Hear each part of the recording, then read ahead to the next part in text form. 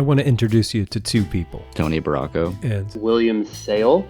Tony works for the USDA in upstate New York. I'm a research technician at the USDA germplasm repository. The USDA maintains a massive seed bank at various locations around the country in order to protect the genetic diversity of our food crops. If you can think of a crop, the USDA is probably preserving that crop in one of their 20 seed banks across the country. And at the Geneva location where Tony works, they collect germplasm samples for grapes, apples, tart cherries, all kinds of vegetables. And then they just recently added in 2021 hemp. And that's what Tony focuses on, hemp, for the USDA. And I support both the curator and the breeder. We do a lot of pre-breeding work, I guess you could think of it. So we're not trying to develop new cultivars or anything like that. We're basically just trying to characterize the germplasm that we receive. William Sale, on the other hand, he lives in Raleigh, North Carolina, and works for a company called FiberX, an industrial hemp company focused on fiber. My official title is Field Research Scientist, and we have a network of growers in Virginia, working closely with them. Tony's from the East. I was born and raised in Syracuse, New York. And Will, he's from out West. Born and raised in Marin County, California, so just north of San Francisco. So these guys are from two different worlds. It would seem that they don't have that much in common, but actually they've got quite a bit in common. Yeah, they both have jobs, interesting, good-paying jobs in the hemp industry. An industry, by the way, that's not going anywhere. These are the early days of the hemp industry, and it's full of potential. These guys are lucky to have these jobs, but as they say, luck favors the prepared. Tony and Will both graduated from Cornell University's MPS program in hemp sciences, and that's what we're talking about on the show today.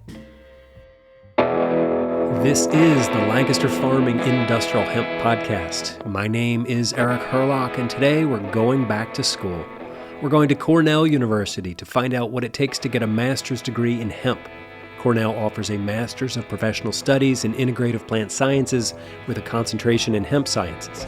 It's a one-year intensive program that will prepare you for a career in hemp. Today I'll be talking to Professors Heather Grab and Larry Smart to get a sense of what this program is all about, what you can expect as a student at Cornell, and what you can expect as a graduate. Of course, we'll check back in with Tony Baracco and William Sale to hear how the program prepared them for their careers in hemp. But first, a few words about our sponsor.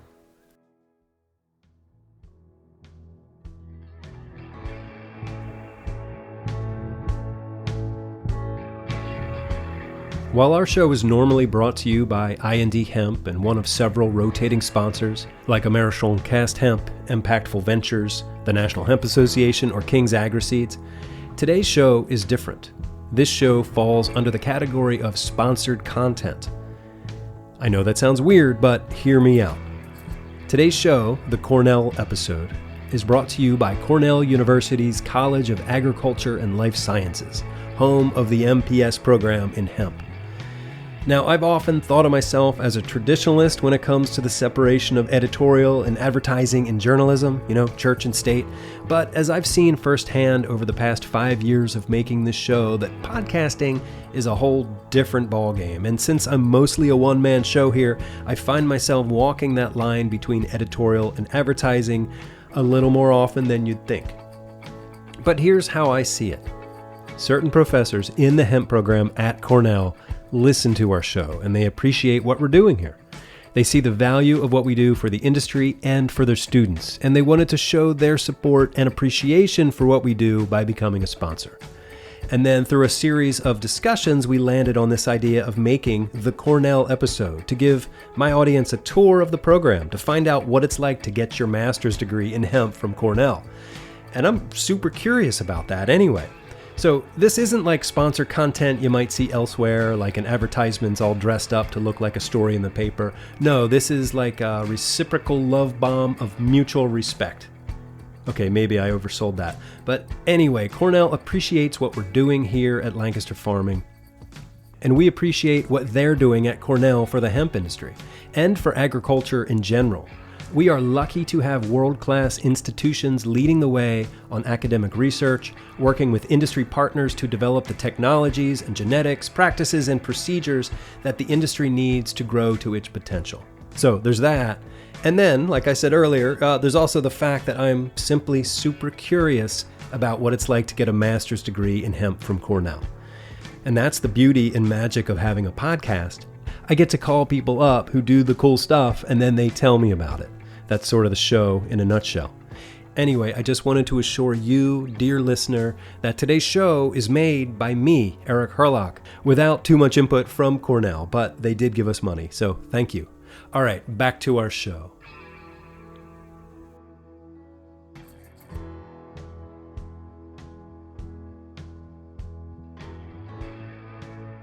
Hello, and welcome to the Cornell episode. So, just to bring you up to speed, I have been making this podcast almost every week for over 5 years.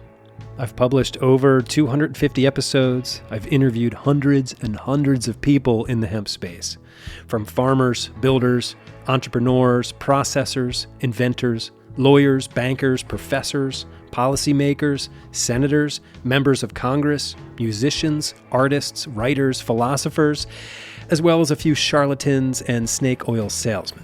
I've seen this industry grow from the limited pilot programs to full-on commercial production. I watched the rise and fall of the CBD sector. I've seen the battles between the hemp industry and the marijuana industry. And I have been watching with great hope as the fiber and grain sectors stand themselves up. It has been a fascinating journey for me, full of interesting characters and situations, lots of pivots and plot twists.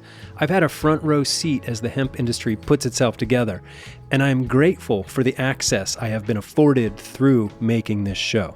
Last year, when we celebrated our 4th anniversary, I jokingly said it was like I just earned a bachelor's degree in hemp. And while I don't consider myself an expert by any means, I have been paying attention, and I've given myself and my listening audience quite an education on this show. Unfortunately, the Lancaster Farming Industrial Hemp Podcast is not an accredited degree-conferring institution. Maybe in the land of Oz, the wizard would give me a diploma just for showing up. But here in the real world, what if I actually wanted to get a degree in hemp? Where would I go? Cornell, you ever heard of it? Yes, I've heard of it. I'm from rural Pennsylvania, but I don't live under a rock. Probably the first time I heard of Cornell was as a young reader reading Kurt Vonnegut books, and I learned that Vonnegut himself went to Cornell before the war. And yes, I know that Cornell is up there in the Finger Lakes region of New York, up there in Ithaca. I've never been there, but according to the bumper stickers, Ithaca is gorgeous. So today we're going to learn about Cornell. We're going to learn about Cornell's MPS program in hemp studies. We're going to find out what you can expect as a student, what you can expect as a graduate. And how exactly are we going to find this out? Well, first we're going to talk to some professors. My name is Larry Smart. I'm a professor in the horticulture section in the School of Integrative Plant Science. I'm based at Cornell Agritech in Geneva, New York. So tell us about Cornell and what sets it apart from other institutions. Cornell University is a unique institution because it is both a member of the Ivy League and sets itself to that standard in comparison with Harvard, Yale, Princeton, but is also the land-grant university for New York. I am in the College of Agriculture and Life Sciences, which is also a state-sponsored college.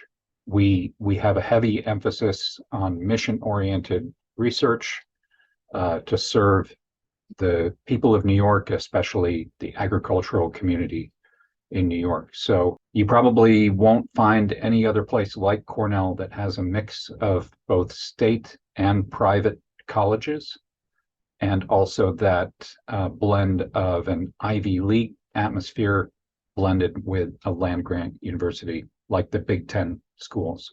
Okay. Is there anything else about the College of Agriculture and Life Sciences that sets it apart from other programs at other universities? Again, like our other land-grant peers, we have a strong mission-oriented drive to serve our stakeholders within the state. But again, we have this also Ivy League blood running through us, which inspires a lot of our faculty to do international work and to view that picture of extension not only to extending to our citizens in New York State, but also globally around the world.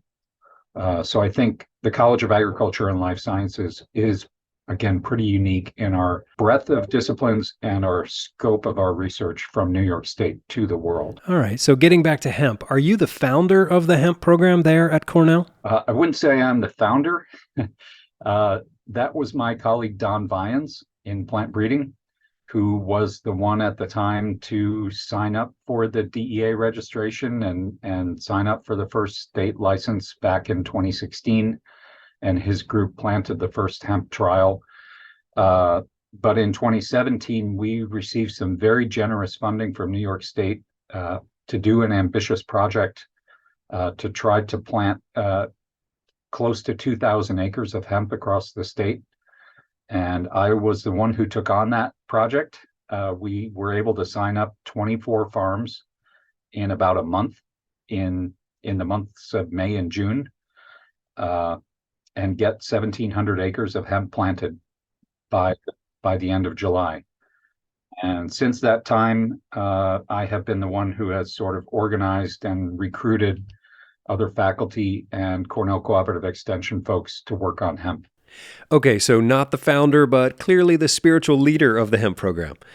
Under your guidance, Cornell has been involved with hemp pretty much from the get-go.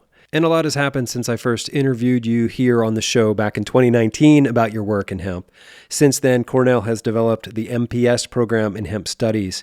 Can you describe this program for us? I'll start broadly. Our MPS program covers a number of disciplines in the plant sciences, not just hemp, but we have specialties in biotechnology, controlled environment agriculture, geographic information systems, and a number of other disciplines. So hemp science is one of the focus areas of our MPS degree. It is a one-year non-thesis master's degree on campus. So it is not an online degree. It is in person. We want people to come to campus to rub elbows with their peer students and faculty, to work in our hands-on laboratories. But it's only a one-year commitment, and it is not a research-intensive degree. It is a classwork-intensive degree. And the hope is that this offers the student credentials. Perhaps they're shifting careers or do not have, the credentials in plant science or in horticulture to achieve the job that they're seeking in the hemp industry or cannabis industry. And that through this 1 year of intensive study on our campus, they can gain those credentials and hopefully improve their qualifications for employment. And that's what it's all about, getting a good job. So let's dig deeper into the MPS program by talking to another professor who teaches courses at Cornell's hemp program. Will you introduce yourself? Sure. I'm Dr. Heather Grab. I'm a senior lecturer in the School of Integrative Plant Sciences at Cornell University. So tell me about the MPS degree. What is it all about? The MPS is a professional master's degree. That means it differs a little bit from what you might think of as a traditional research-based MS degree. It's just 1 year. So we really squeeze a lot in a short amount of time. In fact, some students are even able to finish this degree in just 9 months, although we do have students that stay on for extended periods to work really intensively on a in-depth project that might take a whole year, for example. It's course-based, so we follow the semesters. Most of our students join us starting in the fall semester. They'll stay with us and often will work on their projects with their faculty mentors during that winter period. They'll do coursework again pretty intensively in the spring. And then again, some students may finish there if they're done with their project, they've completed all their coursework requirements. But often we have students who take that summer then as an opportunity to really, if we're doing something that's field-based, for example, you can really only collect that data or do those kinds of projects in the summer. Other students will go do internships, working with our industry partners. They may travel as part of their project. And so having that summer period is really helpful for a lot of students. Okay, so what's the workload like? Lots of courses. So in total, you're doing about 30 credits of academic work. 6 of those credits are for your, we call it the capstone project. So it's a little bit different than thinking about a master's thesis, which means we have a lot of flexibility as to what that can look like. It could look a lot like a traditional master's thesis, but it can also look a lot like a business plan, for example, for a student that's got a more entrepreneurial based focus. It could look like extension materials for a student that wants to go into cooperative extension, for example. So how soon do you start working on your capstone project? Like a couple weeks after you move to campus? Ideally, they start thinking about that before they even are admitted into the program. So often I will encourage students to reach out. Of course, there's a ton of information on our website about the program, and students are very much encouraged to reach out to potential faculty mentors. Mentoring is such a huge part of this particular degree program. So students really are accepted when they are paired with a faculty mentor. You could be a stellar student with a great academic background, but if we don't have a faculty member who's able to mentor you and take you on in the program, you wouldn't be able to be accepted into the program, because we really want to make sure that we have this good fit between where we can mentor students and provide them all the expertise and knowledge that they need and what a student needs to get to advance their own career goals. So that's an important thing, is don't be shy about reaching out ahead of time to discuss options with a potential faculty mentor. And often I start to have those conversations with students pretty early along. So who should apply for this program? Can you sort of describe the ideal student? We have a huge diversity of different students that can apply to this program, but I would say the ideal candidates who will be ready to really benefit the most from this program are students who have already completed an undergraduate degree. So this is a graduate degree. You do have to have finished a 4-year bachelor's degree, but it really doesn't necessarily have to be in a science heavy field. So a lot of students that are in our program are coming here because they've done a lot of work in other areas. Their undergraduate degree may be in something like business, economics, or more on the human sciences and biology side of things. And now they really want to do this deep dive into this area of plant sciences and work the agronomics of hemp or cannabis. So ideally, we have students who are coming that know what they want to get out of it for the next step in their career, because it really is a professional degree. So that might mean starting a new business for that student. That might mean advancing in their field, whatever that is. So becoming, maybe they have a little bit of experience already as a grower in an operation, and they want to become maybe that the lead agronomist for a large company, or they want to become a head grower, for example, for a company. So those are the kind of students that are ready to like elevate their career to that next step of management, of having a little bit more responsibility, and to make a shift from one career area. For example, several of my students have come from finance and real estate backgrounds and now are working on careers in the hemp and cannabis industry. So making that career shift is really good. We do ask students to write an essay that's sort of describing their background and their motivations as part of their application. And those are really the things that we look for there. Is, does the student have a clear idea of what this degree is going to do for them and how they're going to use the degree to achieve those goals? So who would they want to work with? What kind of capstone projects? What are the courses that they think are going to help them the most? Those are all things that we look for in that kind of essay. Okay, so let's say I'm headed into this degree program. I need to be thinking about my capstone project, but there's a few other things I need to be thinking about. Do I have a clear idea of what this degree is going to do for me? And how am I going to use this degree to achieve my professional goals? Let's go back to Dr. Smart. Larry, what can prospective students expect to get from this degree program? They can expect, again, a strong coursework in horticulture, plant science, agronomy. Again, that can be tailored to their specific interests.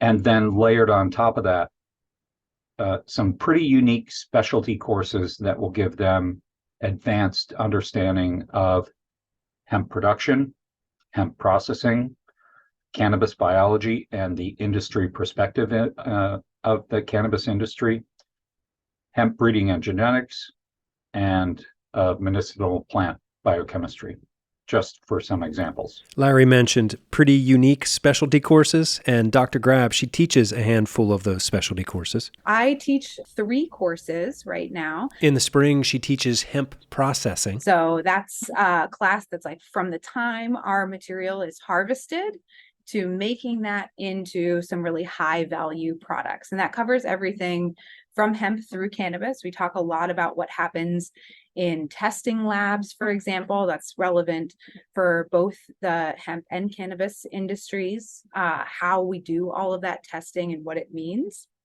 And then we also talk a lot about the chemistry of extraction, relevant more towards the cannabinoid side of the industry and product formulation there.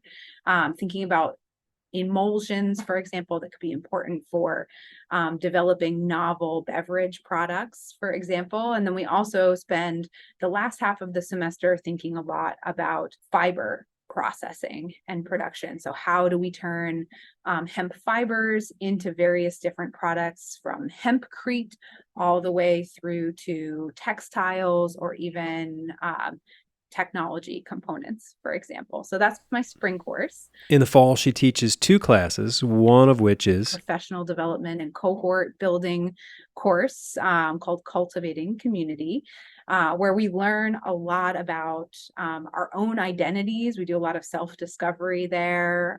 It's a lot of learning about dialogue across differences, how to handle conflict in the professional environment, how to build and lead effective teams. And she also teaches hemp production systems. So that class is everything from selecting the appropriate site and genetics for a particular cultivation outcome, all the way up through harvest. My fall semester was hemp production with Dr. Grab. This is Tony Baracco, the Cornell graduate we met in the beginning of the show.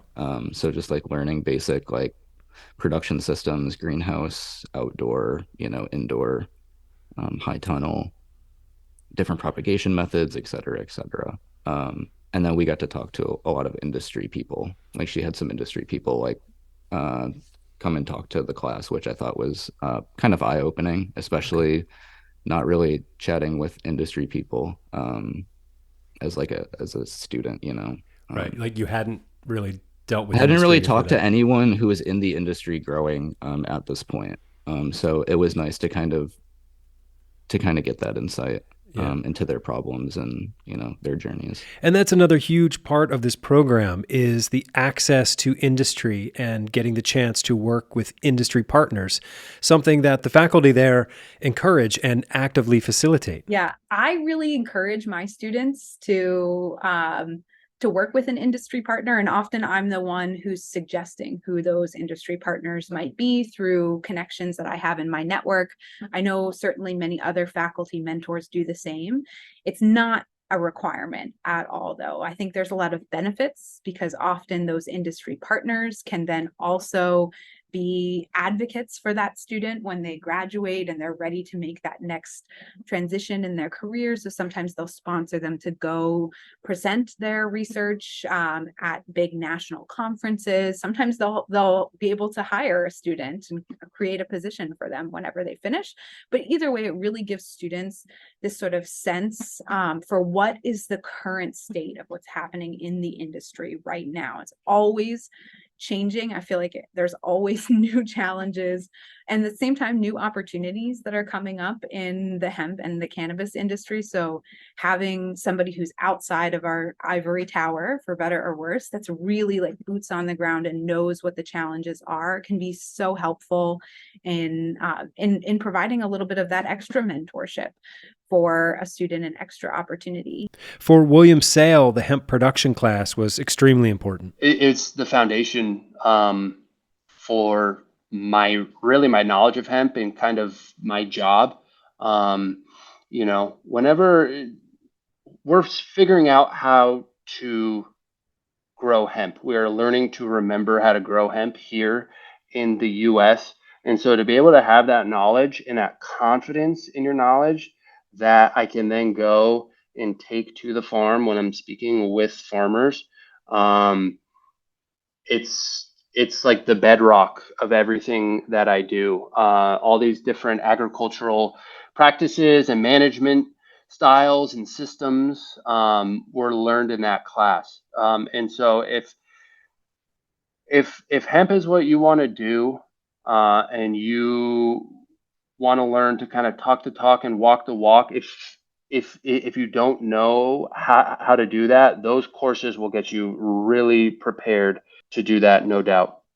So apart from the courses that Dr. Grab teaches, there are many other courses too that you can take. Chemistry and pharmacology of cannabis, hemp breeding and genetics, integrated pest management. You can learn about soils. You can learn about field crop systems, plant propagation, genetic improvement of crop plants, advanced analytical methods for plant systems, like on and on and on.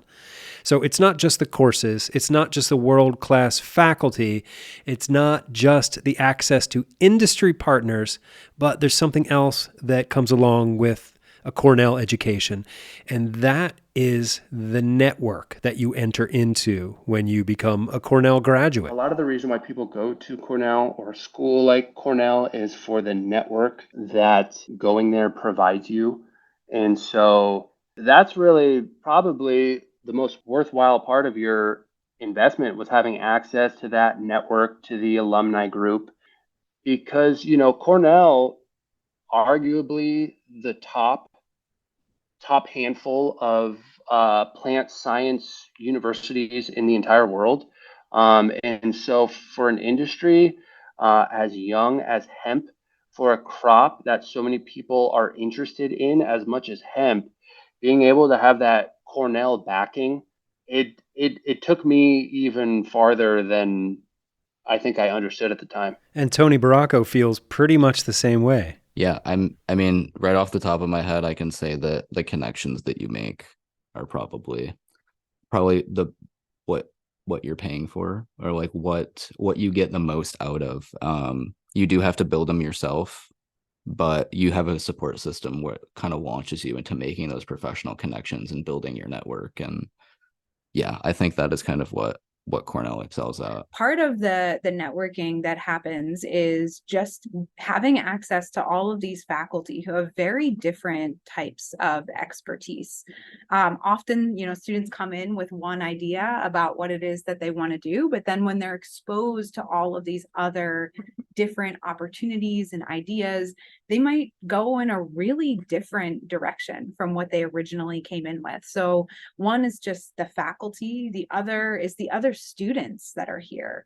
Our students come in with really cool, different backgrounds and experiences. Some of them are already running their own companies and are ready to just take a little bit of time to retool and have this more science-grounded understanding of hemp and cannabis. So often there's a little bit of cross-pollination among our own students, even within hemp and cannabis.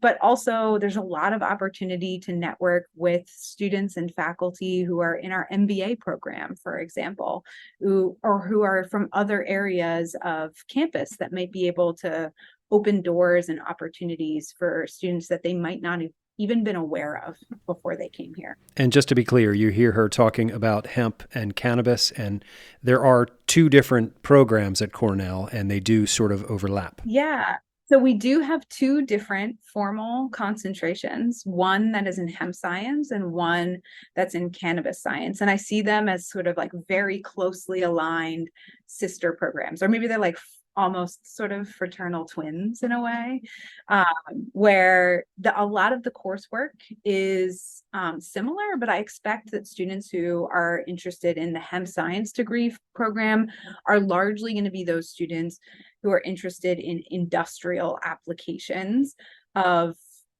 hemp, and those that are interested in the cannabis program are the ones who are really more excited about the cannabinoid side of the industry. And so we do have a little bit of a different focus in terms of courses we might recommend to each set of those students, but there's a lot of overlap in the general courses that we would suggest between those two different focus areas. So just like a square is a rectangle, but a rectangle is not a square, hemp is cannabis, but cannabis isn't necessarily hemp. But I digress. Okay, so let's recap a little bit. We've learned that Cornell University is an Ivy League school and a land-grant university focused on agriculture in the Finger Lakes region of New York. They've got a world-class faculty teaching a Master's of Professional Studies in Hemp Sciences. It's a one-year program, it's 2 semesters, full course load, and there's ample opportunity for networking and collaboration with industry. And the thing that threads it all together is the capstone project. So now let's talk to Tony and Will about their capstones. For my project, I was pretty interested in learning more about fiber and grain like production systems. And so I was reaching out to some local, and when I say local, I mean like in New York, like anyone who is like growing for fiber and grain or processing the fiber, for example. And there really wasn't many people doing that, especially at the time in 2020. And so I was met with a lot of no responses, or like just kind of, yeah, we don't have anything for you. And I was kind of just like looking for like job opportunities, shadowing opportunities. Could I learn more? And I kind of stumbled upon this Italian company who was basically contracts with farmers, and they have their own processing facility. And so I just reached out to them, had a 30-minute phone conversation with one of them. And he said that, you know, while they don't have any like direct job opportunities for me, they'd be happy to kind of like keep in touch. And I asked if they would be interested in presenting in Dr. Grab's hemp processing course. And this was like in January that I reached out of 2021, like the beginning of my spring semester.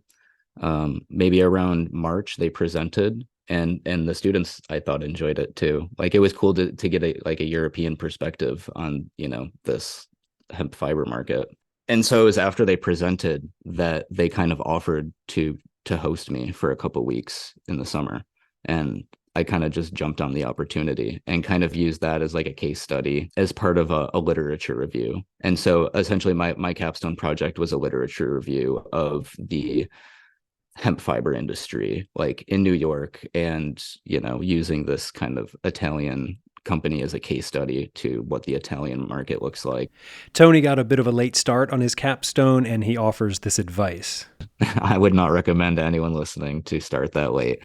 William Sale, on the other hand, knew exactly what he wanted to do even before he got there. As soon as I stepped foot on campus, and as soon as I met with my advisor, Dr. Heather Grab, who's amazing, I made it very clear to her very frequently that for my capstone project, I want an internship, because I didn't want to invest all this time, this emotion, this money into a program only to find myself 1 year later back on the couch looking for jobs. I couldn't allow myself to do that. And so I knew that with an internship, it would help pair the academic work and knowledge with real world hands-on work experience.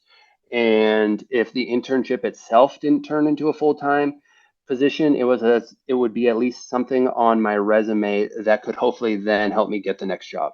And so as soon as I got on campus, I was like, Heather, I want an internship. I want an internship in textiles.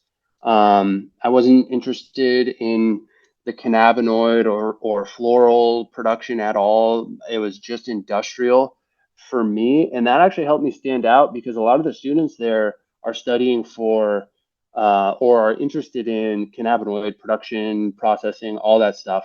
And so I was a little bit of the black sheep there. Which helped me in turn when there was an opportunity that did pop up because Heather was like, I got a student for you. I knew I wanted to be in the field, hands on. I kind of wanted to learn with farmers because that's where one of my weaknesses was. I had never worked with farmers before. I don't know how they operate. And if I wanted to understand hemp and to be able to speak hemp, I wanted to be on the ground floor and kind of cut my teeth that way. And so I just pitched it to Heather. It's like, look, I want to do an internship.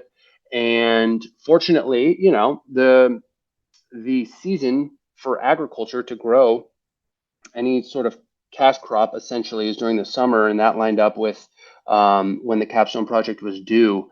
And so, fortunately, I was able to latch on with FiberX, and my capstone project, I spent the summer collecting research on different varieties that we were testing. We tested about 11 different varieties and collected data such as stand counts, height, diameter, flowering dates, all that stuff. And it provided a lot of information to them, and it was really good experience for me as well. I missed graduation because as soon as classes were done, I drove down to North Carolina to start working with farmers in Virginia, working with farmers in North Carolina, collecting data. And then at the end of the season, when all the data was collected and the hay was in the barn, I kind of presented it to the FiberX team, and that was essentially my capstone. I created some grower recruitment guide as well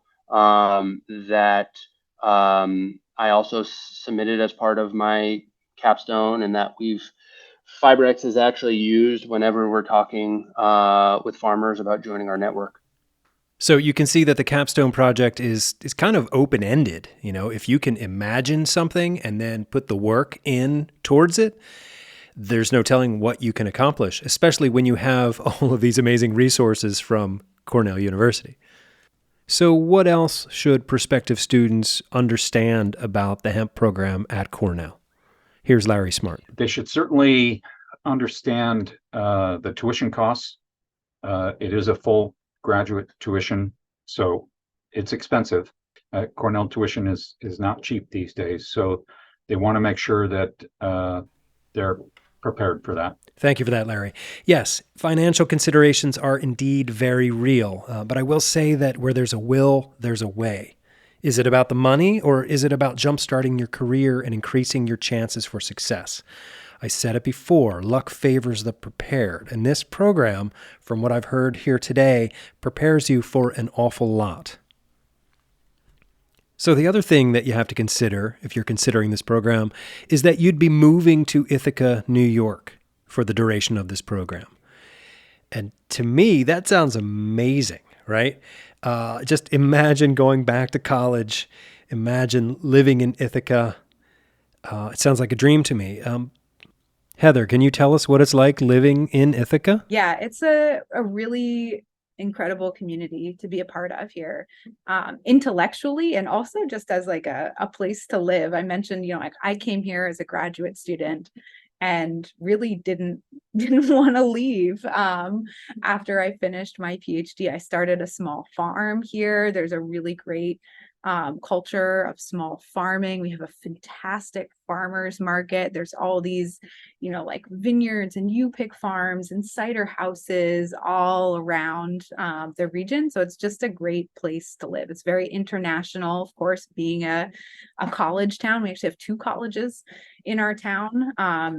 Ithaca College is a small liberal arts school that's just on the other side of the bottom of the lake from us. So there's a very vibrant community full of a lot of students, a lot of different people from very different backgrounds. It's a fun place to be. I had moved to Ithaca, found an apartment, It was my first time living in Ithaca, so it was kind of a wild experience. But it's like a city on its own. Like, not that it's isolated, but it's just like a lot's happening in it between like Ithaca College and Cornell University and like all of the stuff they got going on. There's just always stuff to do, and I guess I'm just not used to that being from. I've went to a lot of smaller towns with not a lot to do. So there's a lot going on in Ithaca. Ithaca is a very funky little town. It reminded me, honestly, a lot of home. It reminded me like a small little Berkeley, California, or a small little Fairfax, California. So I felt very comfortable there. Small town, certainly a college town. It's kind of in the middle of nowhere. They have an airport, which is really nice. But if if you think it's close to New York City, it's not. It's like a 4, 5, 6 hour bus ride. And so when you're in Ithaca, you're in the middle of New York. The Finger Lakes region is beautiful. And I miss it a lot. It sounds like a beautiful place, and I would go there in a heartbeat if I could. Okay, so let's just recap again. So we're talking about the Masters of Professional Studies in Hemp Science in the College of Agricultural and Life Sciences at Cornell University in Ithaca, New York. It's a 1-year course-based program. It's ideal for people who want to work in the industry. You'll work on a capstone project to develop an applied skill set. You'll be part of a small cohort, and your classes will be small in size too. You'll have the ability to work at Cornell's Agritech campus. You'll learn from the top researchers and leaders in the field. You will develop specific skills to understand plant breeding and genetics, hydroponic and field crop production, processing, food, fiber, and medicinal applications, and product development. And students will develop a broad-based understanding of the industry from seed to sales, exploring the legal and regulatory environment and challenges facing the hemp industry today. Okay, so now what? What are the next steps? Well, you have to apply.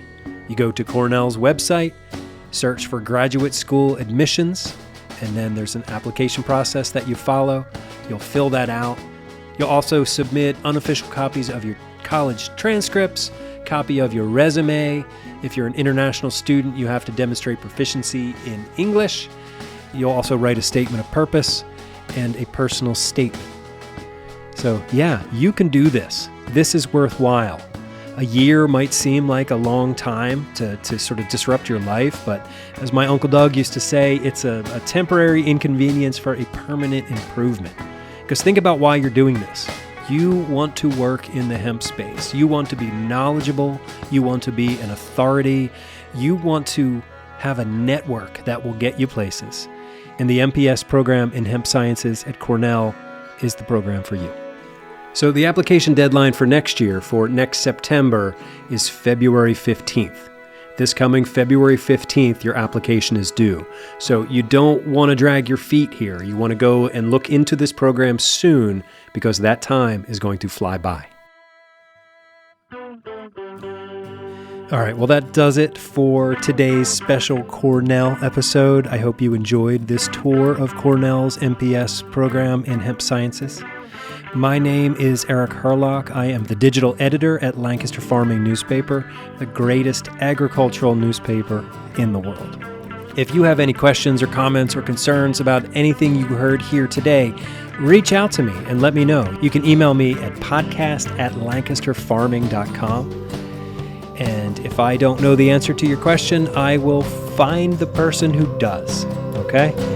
All right. Thank you so much for listening. And thank you to Dr. Larry Smart, Dr. Heather Grab, Tony Baracco, and William Sale for letting me ask them a bunch of questions. So it was really fun to talk to them and to learn about this program. And yeah, I want to go to Cornell. And a great big shout out of gratitude to Cornell University, just in general, for supporting what we do here on the Lancaster Farming Industrial Hemp Podcast. Until next time, maybe I'll see you in Ithaca.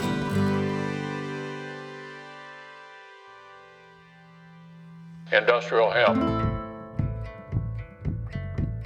This special Cornell edition of the Lancaster Farming Industrial Hemp Podcast is copyright 2023 by Lancaster Farming Newspaper, part of the Steinman Communications family. Today's show is written and recorded, edited and produced by Eric Harlock. The music you hear throughout the show is courtesy of Tin Bird Shadow.